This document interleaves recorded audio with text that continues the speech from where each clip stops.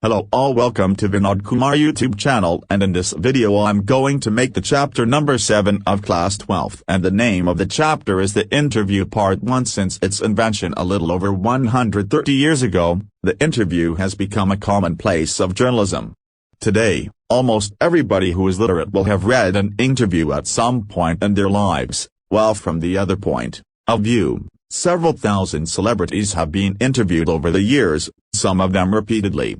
So it is hardly surprising that opinions of the interview, of its functions, methods and merits, vary considerably.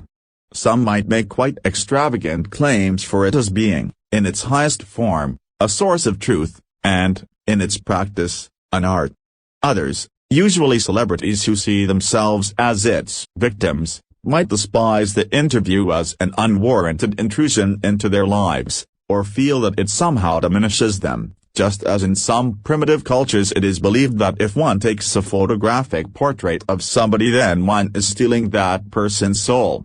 V.S.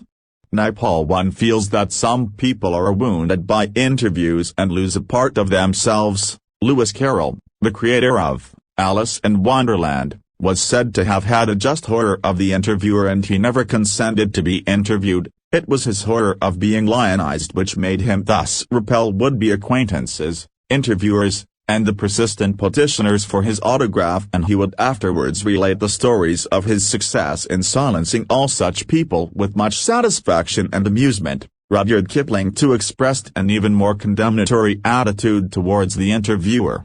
His wife, Carolyn, writes in her diary for October 14, 1892 that their day was wrecked by two reporters from Boston. She reports her husband as saying to the reporters, "Why do I refuse to be interviewed? Because it is immoral. It is a crime, just as much of a crime as an offense against my person, as an assault, and just as much merits punishment. It is cowardly and vile. No respectable man would ask it, much less give it." Yet Kipling had himself perpetrated such an assault on Mark Twain only a few years before. H. G.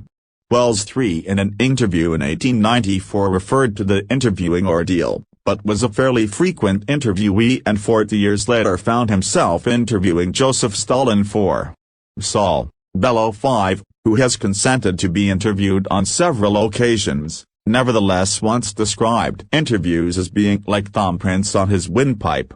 Yet despite the drawbacks of the interview, it is a supremely serviceable medium of communication.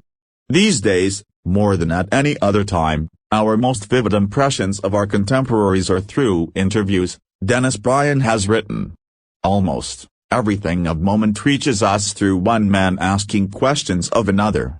Because of this, the interviewer holds a position of unprecedented power and influence." Part 2. The following is an extract from an interview of Umberto Eco. The interviewer is Mukund Padmanabhan from the Hindu.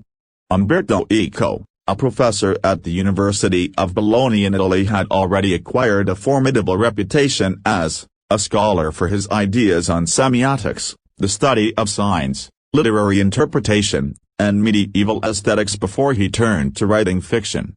Literary fiction, academic texts, essays, children's books, newspaper articles. His written output is staggeringly large and wide-ranging. In 1980, he acquired the equivalent of intellectual superstardom with the publication of The Name of the Rose, which sold more than 10 million copies. Mukund, the English novelist and academic David Lodge once remarked, "I can't understand how one man can do all the things he, Eco, does." Umberto Eco, "Maybe I give the impression of doing many things. But in the end, I am convinced I am always doing the same thing." Mukund, which is? Umberto Eco, now that is more difficult to explain. I have some philosophical interests and I pursue them through my academic work and my novels.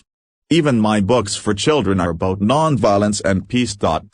You see, the same bunch of ethical, philosophical interests. And then I have a secret. Did you know what will happen if you eliminate the empty spaces from the universe, eliminate the empty spaces in all the atoms? The universe will become as big as my fist. Similarly, we have a lot of empty spaces in our lives. I call them interstices.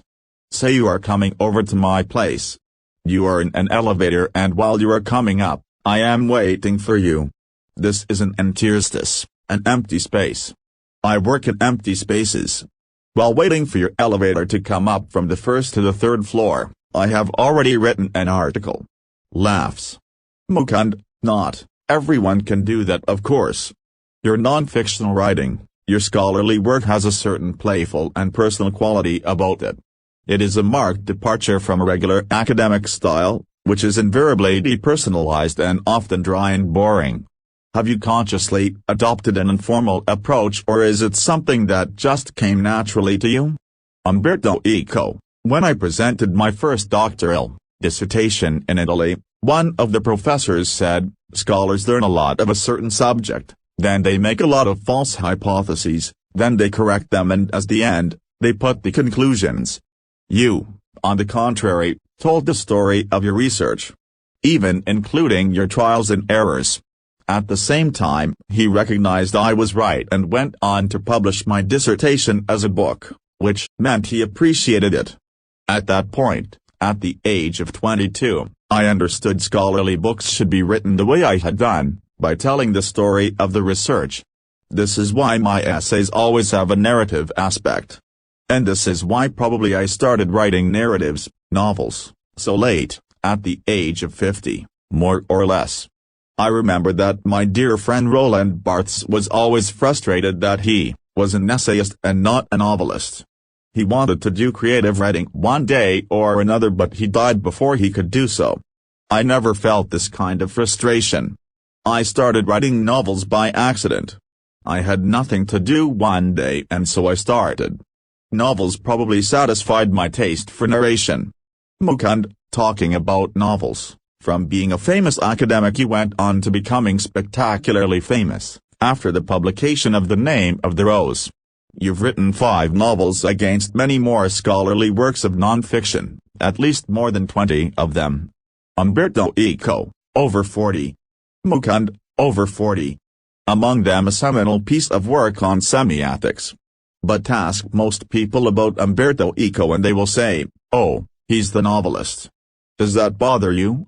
Umberto Eco, yes. Because I consider myself a university professor who writes novels on Sundays. It's not a joke. I participate in academic conferences and not meetings of pen clubs and writers. I identify myself with the academic community. But okay, if most people, have read only the novels. Laughs and shrugs.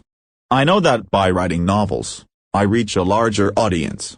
I cannot expect to have 1 million readers with stuff on semiethics. Mukund, which brings me to my next question. The Name of the Rose is a very serious novel. It's a detective yarn at one level but it also delves into metaphysics, theology, and medieval history. Yet it enjoyed a huge mass audience. Were you puzzled at all by this? Umberto Eco, no. Journalists are puzzled. And sometimes publishers. And this is because journalists and publishers believe that people like trash and don't like difficult reading experiences. Consider there are 6 billion people on this planet. The Name of the Rose sold between 10 and 15 million copies. So in a way I reached only a small percentage of readers. But it is exactly these kinds of readers who don't want easy experiences. Or at least don't always want this. I myself, at 9 p.m. after dinner, watch television, and want to see either Miami Vice or Emergency Room. I enjoy it and I need it. But not all day. Mukund, could the huge success of the novel have anything to do with the fact that it dealt with a period of medieval history that? Umberto Eco, that's possible. But let me tell you another story, because I often tell stories like a Chinese wise man. My American publisher said while she loved my book, she didn't expect to sell more than 3,000 copies in a country where nobody has seen a cathedral or studies Latin. So I was given an advance for 3,000 copies, but in the end it sold 2 or 3 million in the US. A lot of books have been written about the medieval past far before mine. I think the success of the book is a mystery. Nobody can predict it. I think if I had written The Name of the rose 10 years earlier or 10 years later, it wouldn't have been the same.